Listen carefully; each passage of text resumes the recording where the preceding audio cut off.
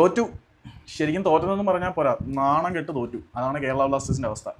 2-1 എന്ന സ്കോർ മാർജിന് തോക്കുക എന്ന് പറഞ്ഞാൽ അത്ര മോശം കാര്യമൊന്നും അല്ല എന്നൊക്കെ പറഞ്ഞ് ന്യായീകരിക്കാൻ പറ്റുമെങ്കിൽ പോലും മോഹൻ ബഗാൻ സൂപ്പർ ജയൻസിന്റെ റിസർവ് ടീമിനോടാണ് കേരള ബ്ലാസ്റ്റേഴ്സ് പരാജയപ്പെട്ടത് എന്നത് വളരെ വലിയ വേദന തന്നെയാണ്. 2 മലയാളി താരങ്ങളാണ് കേരള ബ്ലാസ്റ്റേഴ്സിന്റെ ചിത ഒഡീഷയിലിട്ട് കത്തിച്ചത് എന്നതുകൂടി എടുത്തു പറയണം.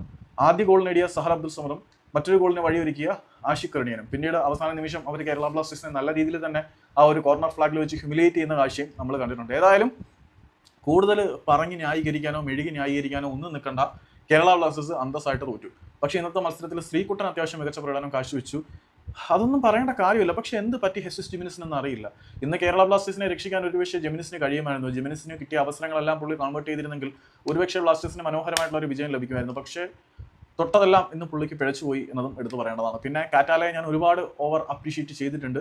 ഇന്ന് കാറ്റാലയുടെ തന്ത്രങ്ങൾ എവിടെ പോയി എന്നറിയില്ല. ആദ്യ പകുതിയിൽ നോയയിലേക്ക് പന്തെത്തിക്കുക എന്നത് മാത്രമായിരുന്നു കാറ്റാലയുടെ തന്ത്രം.